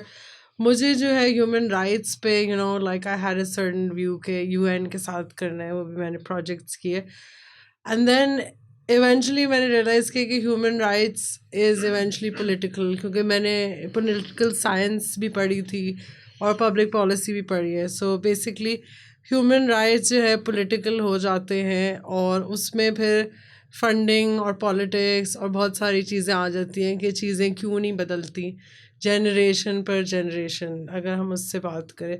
तो जहाँ तक आपने बात की surveillance की, surveillance is something जो on the rise है। China का मैं देख रही थी कल, जो सिस्टम है AI बेस्ड, जो रियल टाइम में हर सिटीज़न को ट्रैक कर रहा है, it's like this huge room, और वो पूरे बोर्ड पे था कि कौन सा बंदा क्या कर रहा है, विच इज़ लाइक 1 बिलियन की उनकी पॉपुलेशन है ओवर, एज वी नो। सो ये जो है ह्यूमन राइट्स और उसके हवाले से जो है we have the investigation of fair trial act, जो है उसमें you have to get a warrant for text, phone calls, any live locations, and ये सिंपल क्राइम में भी अप्लाई होता है। As you do criminal cases, हमने भी क्रिमिनल केसेस किए हैं, कोई भी चीज़ ट्रैक करनी हो कि कौन बंदा कहाँ था उस वक्त, उसके लिए भी टेक्निकली आपको जो है you need a warrant, but पिछले 10 साल में इस लॉ के तहत कोई वारंट नहीं निकला। तो obviously everything is just happening. हुए बहुत हैं, हाँ 9 में हुए बहुत हैं वारंट्स का, आई डोंट नो वारंट्स क्या हुए? Geo fencing. Geofencing. I mean, yeah, a lot of tracking is happening. And like, for instance, we have the lawful intercept management system, जो real time में track कर रहा है. And all of this is based on like, German, French technology, Emirates की technology. And we have a web monitoring system 2.0, जिसमें 2 million active sessions internet users के track हो रहे हैं कि अभी वो क्या कर रहे हैं। सो ये privacy, freedom of expression, freedom of speech, हर चीज़ को ऑब्वियसली जो कॉन्स्टिट्यूशनल राइट्स हैं वो ब्रीच में जाते हैं। एंड देन इट्स लाइक कि another thing that I wanted to bring in from my academic background, जो मैंने रियलाइज़ किया था as my own conclusion was कि जहाँ पब्लिक सेफ्टी और national security, you can use that. That is the only way you can sort of breach or dilute independent human rights. So, because collective rights, as we know, collective safety trumps individual safety. So then that can be made a premise कि threat perception बढ़ाया जाए, चाहे वो Covid हो, चाहे वो कोई और चीज़ हो। कि फॉर इंस्टेंस कोविड हो गया, उससे फिर ट्रैवल रेगुलेशंस बहुत बढ़ गई, और अब वो चीज़ हम देखते हैं अभी भी वो चल रहा है, right. So they kind of वो थ्रेट ख़त्म हो गई, बट ट्रैवल की स्क्रूटनी कि कौन कहाँ जा रहा है, फाइनेंशियल स्क्रूटनी, मतलब हर चीज़ is on the rise. So that kind of ties into the द सर्वेलेंस सिस्टम्स जो कंट्रीज़ यूज़ कर रही हैं. And for instance there was जो NSA में काम करता था, कौन बंदा था? Edward Snowden. हाँ. So if you are aware of Snowden, like who he is, what he's done, या जुलियन असांज है, these people all felt के they need to use their platform, so they use their platform to showcase के किस तरह से जो है human rights violate हो रहे हैं governments के through, right? but obviously उनको इतना backlash आया, जुलियन असांज की तो life बेचारे की ख़त्म ही हो गई, and then Edward Snowden basically showed कि the US tracks its citizens more than it tracks anyone else. सो ये हर लेवल पे हो रहा है, जो पाकिस्तान को कहा जाता है कि ह्यूमन राइट्स वायलेशंस कर रहा है वो by tracking citizens, but it's happening everywhere in the world, आगे से या पीछे से. सो जैसे व्हाट्सएप की हमने बात की, टेक्निकली तो एंड टू एंड इंक्रिप्शन है, they can not compel, but as we know Facebook के ऊपर केसेस कांग्रेस में यूएस के चल चुके हैं, व्हाट्सएप की कॉन्वर्सेशंस लीक हो के politically there has been a lot happening in the past 2 years अगर हम पाकिस्तान की बात करें. So definitely like it in practice चीज़ें बहुत मुख्तलिफ होती हैं जो सामने नहीं आता कि वो कैसे हुआ एग्जैक्टली, बट टेक्निकली हाँ there is a process that if followed कुछ और होगा, लेकिन वो फॉलो शायद ना ही हो रहा है. सो लाइक मैंने पहले भी आपसे पूछा था वर्चुअल एसेट के बारे में, एक Yeah. टर्म हम सुनते हैं, what is that? Virtual Yeah. Asset होता क्या है? कि asset is anything that is a resource जो आपका सरमाया बनाता है, कोई भी चीज़, चाहे आपकी गाड़ी हो, वो एक एसेट है जो आपको एक दिन आप उसको बेच सकते हैं या आप उसको किराए पे दे सकते हैं, मे बी फॉर बाई किया. उसी तरह आपका गोल्ड है, वो एक लॉन्ग टर्म एसेट के तौर पे हमारे कल्चर में बहुत ज़्यादा रखा जाता है. या प्रॉपर्टी है, जो चीज़ आप छू सकते हैं, एक फ़िज़िकल चीज़ है. उसी तरह उसके ऑपोजिट में है वर्चुअल एसेट्स जो ऑनलाइन डिजिटल स्पेस में एग्जिस्ट करते हैं. उनकी एक वैल्यू है, उनकी एक मार्केट वैल्यू है, और फिर वो अप्रिशिएट करती है, डिप्रिशिएट करती है जैसे कोई एसेट हो, लेकिन उसका एक फिजिकल वो नहीं है, जैसे फिजिकल चीज़, जैसे Presence बिटकॉइन नहीं हो होता है. गया, एनी एग्जांपल्स ऑफ इट? जैसे बिटकॉइन हो गया, जैसे लाइक Ethereum है. श्योर या we all heard of bitcoin, Ethereum, and वो वर्चुअल एसेट्स जो है, do you want to add something? हाँ, व्हाट आर दे? एसेंशियली देखें, डिजिटल एसेट्स जो है वो एक टर्म इस बेसिस के ऊपर है कि कोई भी जो टोकन है जो एक एग्जिस्ट करता है, एक डिजिटल स्पेस में एग्जिस्ट कर रहा है, और उसकी कुछ सर्टन वैल्यू है जो एसोसिएटेड है बिकॉज ऑफ आइदर इस वजह से कि उसको बनाने में जो एनर्जी, जो वैल्यू क्रिएट करने के अंदर जो क्या नाम है, जो टाइम लग रहा है और सब चीज़ें लग रही हैं, जिसके अंदर उसकी energy in the sense of के इलेक्ट्रिकल कंजम्पशन जिसके थ्रू वो मिंट हो रहा है या माइन हो रहा है to that extent in fact, तो वो चीज़ जो उसको बैक कर रही है वो उसके अंदर एक इंट्रिंसिक वैल्यू क्रिएट करती है, इसलिए वो एक एसेट की फॉर्म में है कि it has some value to it associated with it. दूसरी चीज़ जो कि एसेट को या डिजिटल एसेट को वैल्यू देती है इज़ द यूटिलिटी, यानी उसकी ज़रूरत क्या है.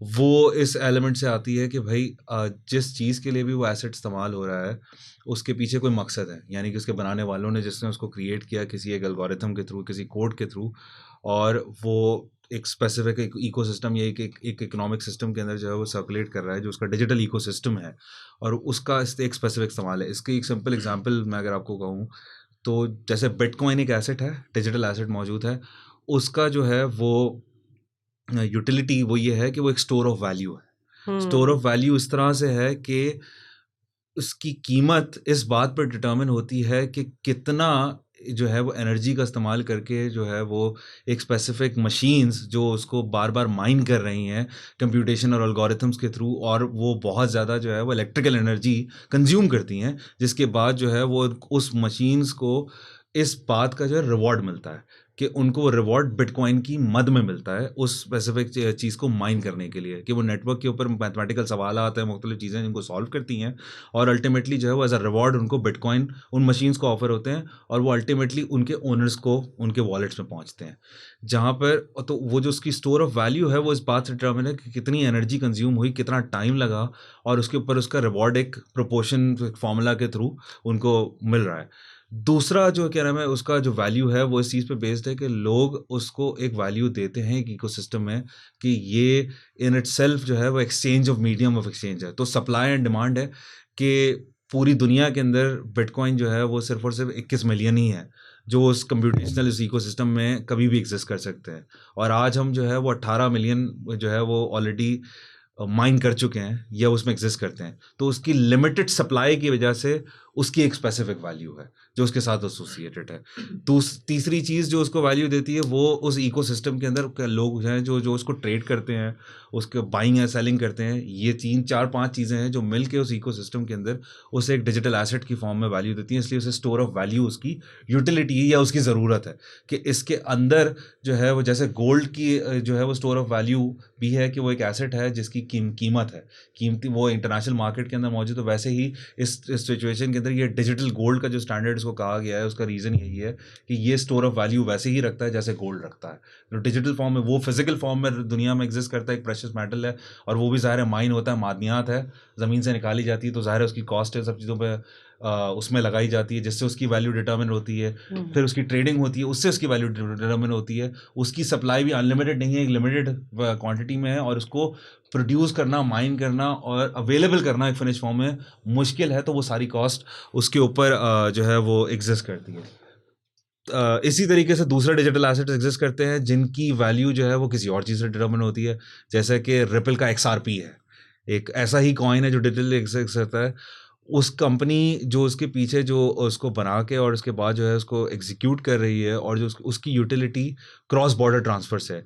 यानी कि जो आज के ज़माने में हम मनी एक्सचेंज का इस्तेमाल करते हैं कि एक मुल्क से दूसरे मुल्क पैसे भेजने के अंदर, तो उसमें बहुत सारे बैंक्स और प्रोसेसेस इन्वॉल्व हैं जिसके थ्रू जो है वो एक इंसान जो यहाँ मौजूद है वो दूसरे इंसान को जो किसी और मुल्क में UK में या कहीं पर भी अवेलेबल है उधर वेस्टर्न यूनियन के थ्रू अगर वो जाए तो जहाँ पर पैसे जमा कराता है उसके ऊपर एक सर्टेन फ़ी देता है और उसके बाद दूसरा बंदा जिसका फिजिकली वहाँ प्रेजेंट होना ज़रूरी है उसको एक मनी ट्रांसफर MTC कोड होता है वो देता है, जो वो जाके अपने वहाँ पर वेस्टर्न यूनियन के ऑफिस में जो भी उसका आउटलेट है उधर जाके प्रेजेंट करता है और उसको उसके एवज उतने पैसे मिल जाते हैं जो कि मैंने PKR में दी उसके इक्विवेलेंट उसको अपनी करेंसी में पैसे मिल जाते हैं। लेकिन इस काम में ऑब्वियसली कई दिन लगते हैं।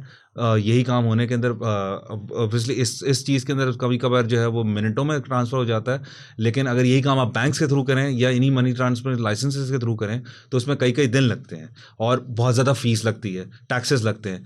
यही चीज़ ये कंपनी XRP जो है वो इसको कुछ चंद सेकंड्स में कर देती है क्योंकि इसका सेटलमेंट रेट और जिस टेक्नोलॉजी का इस्तेमाल ये क्रॉस बॉर्डर ट्रांसफ़र के लिए कर रही है वो बहुत एडवांस है। ब्लॉकचेन बेस्ड एक अपना नेटवर्क है जिसके थ्रू उसका कॉइन जो है वो एक अकाउंट से दूसरे अकाउंट के अंदर पैसे जो है वो वॉलेट्स के अंदर ट्रांसफ़र कर सकता है और वो इनक्रिप्टेड है। तो ये इसका इकोसिस्टम है। दैट्स हाउ ये डिजिटल एसेट्स का असल अलमिया है और इसका जो इकोसिस्टम का यूज है।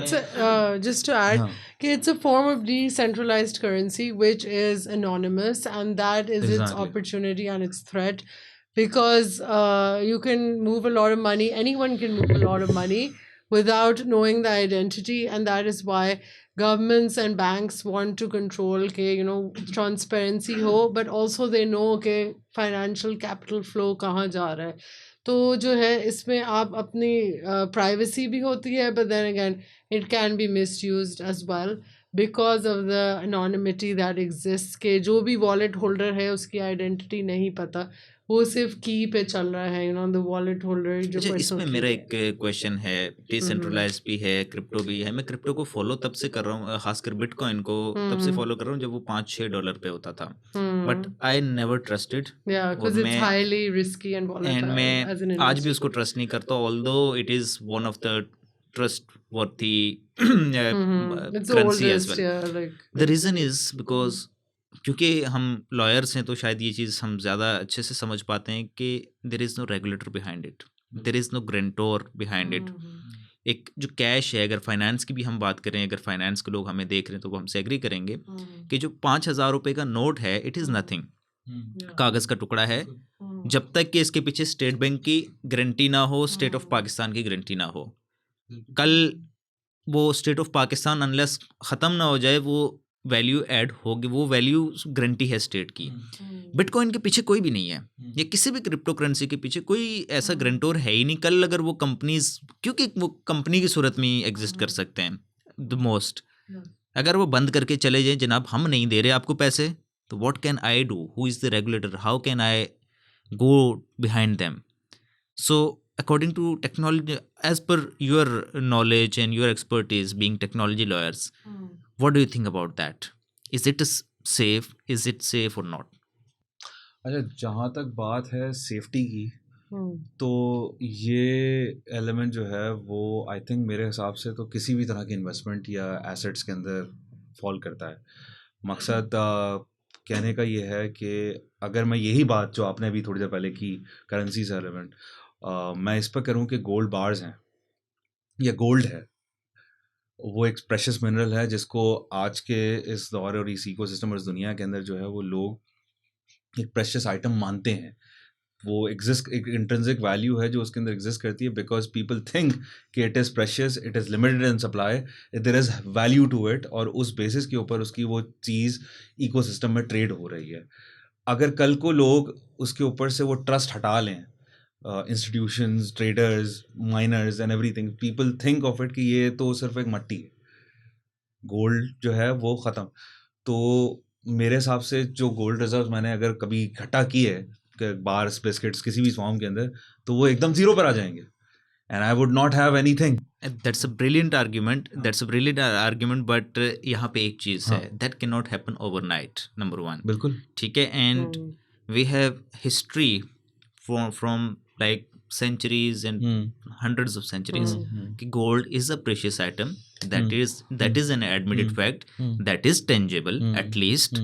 ठीक है, कुछ ना कुछ ओवरनाइट ऐसा नहीं हो सकता कि कल को बोले नहीं हम कल से पूरी दुनिया गोल्ड एक्सेप्ट ही नहीं हो It's a रहा, precious metal ऐसा नहीं and हो सकता। society agrees it has value. And there is value, some value थोड़ी जल्दी कम हो सकती है, कभी ज्यादा हो सकती है, this can happen, but bitcoin can stop working overnight.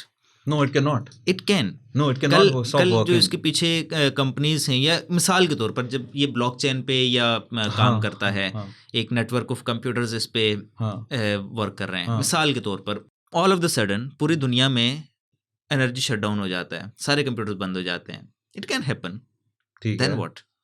देखिए, एनर्जी शटडाउन होने की वजह से बिटकॉइन अपना काम करना नहीं छोड़ देगा। ब्लॉकचेन खत्म नहीं, ब्लॉकचेन खत्म नहीं हो जाएगी, ब्लॉकचेन ऑन द नेटवर्क नहीं रहेगी, एग्जैक्टली एनर्जी की बेसिस के। तो what you are saying is basically, अगर ऐसा होता है सिचुएशन के अंदर जो आप कह रहे हैं कि एनर्जी का शटडाउन पूरी दुनिया में हो जाता है, दैट मींस कंपनी बंद हो जाती है जिसके जो बिटकॉइन कंपनी है। द पॉइंट इज कि बिटकॉइन के पीछे कोई कंपनी नहीं है, तो फिर तो कुछ भी नहीं है ना उसके पीछे, डिसेंट्रलाइज्ड इट इज नो, ये दोनों में फर्क है। आप जब एक चीज कह रहे हैं कि एक चीज के पीछे कोई बैक्ड कंपनी है जो गारंटी करे कि बिटकॉइन की वैल्यू अगर बिटकॉइन खुद ना दे सके तो मैं दूंगा, but that is not the case with bitcoin in the first place. या कोई रिजर्व्स हो जो उसके पीछे हो, जैसे you know like anything liquidate हो सके कोई चीज। एग्जैक्टली, लिक्विडेशन, देखिए लिक्विडेशन के लिए आपके पास उसके रिजर्व उसकी वैल्यू क्रिएशन में ही है, उसकी इकोसिस्टम में एग्जिस्ट करते हैं। और ये बात मैं क्यों कह रहा हूँ इसको मैं थोड़ा सा एक्सप्लेन करता हूँ। बिटकॉइन को बनाने के लिए या उसको माइन करने के लिए there is a lot of energy that is required from miners, जो एक डिवाइस है जो क्या नाम है सर्किट्स के बेसिस पे बनती है, जिसमें बहुत सारी कंप्यूटेशनल करना पड़ती है, और उस कंप्यूटेशनल करने की वजह से वो बिटकॉइन को माइन करती है एक नेटवर्क के ऊपर, और उसके लिए बहुत सारा जो है वो एनर्जी कंज्यूमशन होती है, जिसकी कैलकुलेशन करने में जो उसको 24 घंटे के लिए या जितना भी टाइम वो चलेगी वो उसने एनर्जी प्रोड्यूस करनी है, और वो एनर्जी जो है वो उसको चाहिए। ये जो पूरा इकोसिस्टम का सिस्टम है वही वो बैकिंग वैल्यू क्रिएट कर रहा है कि उसको जो ये कॉस्ट है ये बेयर करना पड़ती है for it to be created. Same way जैसे गोल्ड को आप माइन करते हैं तभी वो दुनिया में एक वैल्यू क्रिएट करता है कि उसके पीछे एक पूरी कॉस्ट लगी है इकोसिस्टम की, कि क्रेन्स के थ्रू माइनर्स अपना टेंडर लेते हैं, उस जगह पे गोल्ड माइन के रिजर्व जहाँ मौजूद है वहाँ जाएंगे, वहाँ एक्सट्रैक्शन होगी, उस एक्सट्रैक्शन के बाद उनको वहाँ से एक्सट्रैक्ट करके बाहर निकाला जाएगा, फिर पॉलिश किया जाएगा उसकी फिनिश फॉर्म्स के अंदर, फिर अब सप्लाई किया जाएगा टू द होलसेल मार्केट जहाँ वो ट्रेड होंगे। So what if the system collapses और द कंपनी गोज बैंकक्रप्ट, और एनर्जी का जैसे उन्होंने बात की, ये सिनेरियोस जो, सो अगर एनर्जी में तो renewable energy could be a backup, right, मतलब for that particular the whole because blockchain कैसे काम करता है वो ये कि it is a network of computers, जो कि तकरीबन आप इसको इस तरह से कह लें कि एक खाता है जो सारे मिलके लिख रहे हैं। बिल्कुल एग्जैक्टली ऐसे ही है, ऐसे डिसेंट्रलाइज्ड ब्लॉकचेन का वो नेटवर्क है, ब्लॉकचेन है, मतलब एवरीवन हैड टू बी, वो एक नोड दूसरे को कंफर्म करता है कि एग्जैक्टली कंफर्मेशन होनी चाहिए, दैट इज इट्स वैलिडिटी। बिल्कुल बिल्कुल। ऑल ऑफ सडन सारी चीज बंद हो जाती है, there is no one to confirm a code or XYZ System anything crashes, yes, for system instance, crashes, or then it's null and void, The because point is because कि system crash then भी there is a होगा। doubt कि whether the entry was correct और not correct, अब किसी ने भी अपने सिस्टम में डाल दी, that is correct point entry is कि इसके अंदर कोई सिस्टम में डाल नहीं सकता आप। अच्छा, दूसरी चीज जो इन योर सिस्टम ना, अगर नहीं डाल सकता तब भी अगर ब्लैकआउट हो जाता है पूरी दुनिया तो से, वो blackout अगर इट्स होता है एंड ऑफ द गेम। नहीं, Let's talk about 2-3 different scenarios in terms of like system crash रहता है, company bankrupt हो जाती है because we've seen scams with cryptocurrency Exactly. जहाँ से उन्होंने लोगों को उठाया। वो तो रग पुल्स हो जाते हैं। we talk about that, exactly. yeah. So another new thing जो हम रिसेंटली देख रहे हैं कि that is AI, artificial intelligence के दुनिया में आ रही है। सो इसके साथ क्या क्या लीगल चैलेंजेस आ रहे हैं? So artificial intelligence की definition क्या है? जैसे हमने शुरू किया मशीन virtual assets लर्निंग, की जनरेटिव definition. एआई। Exactly. तो वो replicate करना चाहता है, वो करना चाहता है कि वो नकल करे इंसानी अकल की, right? Replicate human intelligence by systems through algorithms, through machines. उसमें robots भी कहीं ना कहीं वही कर रहे होते हैं कि they're trying to do that. और उसमें जो है ट्यूरिंग टेस्ट हमने बात की कि इंसान और मशीन के बीच में आप फ़र्क ना बता सके। एंड में यही हम चाहते हैं कि वो फंक्शंस परफॉर्म कर सके, चाहे वो पिक्चर बनाना है, चाहे वो कोई काम करना है, कोई भी काम। तो इसमें जो है एआई में क्या हो रहा है, लीगल चैलेंजेस क्या हैं? लीगल चैलेंजेस में ये आ जाता है कि जो है एथिकल इश्यूज आ जाते हैं कि बायस ना हो, मैनिपुलेटिव ना हो। जैसे डीप फेक टेक्नोलॉजी अगर आपने सुना हो कि you can make fake videos, और इस पे केसेस भी किए हुए हैं इंडियन एक्टर्स ने, जो बहुत प्रोमिनेंट एक्टर्स हैं। अभी वो कोर्ट में केसेस चल रहे हैं कि हमारी वीडियोस यूज़ करके ऐसी वीडियोस बनाई जा रही हैं जो कभी हुई ही नहीं, राइट? कि हम जैसे कोई लीगल एक्टिविटी कर रहे हैं या हमारा अफेयर है, एडवर्टाइजमेंट्स भी बन रहे हैं। एग्जैक्टली यूजिंग, और कोई भी वीडियो है उसमें हमारी शक्ल लगा दी या बॉडी चेंज हो गई, that is a deep fake video जो AI बेस्ड है, और उसमें से anyone who sees it, most people will think it's real. वो जेमिनी विमनी भी लोग कर रहे होते हैं ना, Gemini पे, हाँ, Gemini, बिल्कुल, हाँ। हाँ, Gemini पे। So that is like one of the ethical challenges. और फिर जो generative AI है जो like it is picking up from the data that is already available and it is scrapping that data to learn continuously.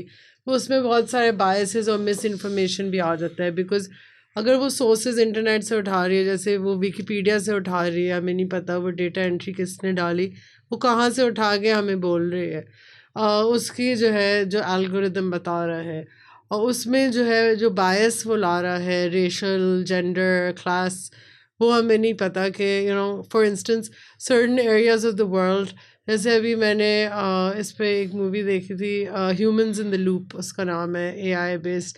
तो उसने एक question prompt डाला कि you know give me a woman from native India from Kerala, तो उस system में उसके पास information नहीं थी, तो गलत पिक्चर्स भेज रहा था, बिकॉज उनका काम ही ये था कि उस सिस्टम को प्रोग्राम करें, और सिस्टम में इंफॉर्मेशन नहीं थी तो वो मिस इन्फॉर्मेशन कुछ ना कुछ दे देगा। हाँ, अब वो सही है वो गलत है, वो हाँ बहुत बार वो गलत होता है, and I actually tell it and then it keeps correcting, and then it's like, okay, I'm sorry I did that, but you don't know, right? कि lawyers have used it in court and उनका disbar हो गए वो, क्योंकि they didn't check the cases, the citations, and the judge is like, you're supposed to check it, you have to double check the actual case. उसमें ऐसे लिखा होता है जैसे it's completely legitimate. तो ये कुछ लीगल इश्यूज है। सोर्सेज का वो है, उसके अलावा कॉपीराइट्स का बहुत सारे इश्यूज हैं, that separate podcast could be done on that, and we have done it on copyrights issues, जहाँ पे AI की बात हो। उसके अंदर एक बहुत बड़ा एलिमेंट आपको ये मिलता है ना कि जो लार्ज लैंग्वेज मॉडल है उसकी जो ट्रेनिंग हो रही है, जो भी कंपनी जो है वो किसी तरह का भी AI बेस्ड सिस्टम बनाती है, तो जो LLM है उसकी ट्रेनिंग के लिए जो डेटा सेट्स वो इस्तेमाल कर रहे हैं, उसमें एक बायस क्रिएट हो सकता है अगर वो डेटा सेट जो है वो इनहेरेंटली किसी एक स्पेसिफिक आइदर जेंडर को या स्पेसिफिक पर्सपेक्टिव को जो है वो उस नैरेटिव को बार बार पुश कर रहा हो कि you have to be this way, या इस तरह की जजमेंट में तुमने जो है वो इस तरह की चीज़ें बतानी है, मतलब एक अपना ओपिनियन बेस्ड ऑन एग्जैक्टली। तो वो अपने आप को लर्निंग बिहेवियर में, क्योंकि लार्ज लैंग्वेज मॉडल है तो लर्निंग बिहेवियर उसका है, अडेप्टिव लर्निंग बिहेवियर है, तो वो उसके ऊपर अपने आप को इसी बायसनेस को आगे ले जाते हुए जो है वो जो आंसर जो रिस्पॉन्सेज जो प्रॉम्प्ट वो बनाएगा वो भी अपने डेटा सेट की इसी बायस इनहेरेंट बायसनेस के साथ बना रहा है।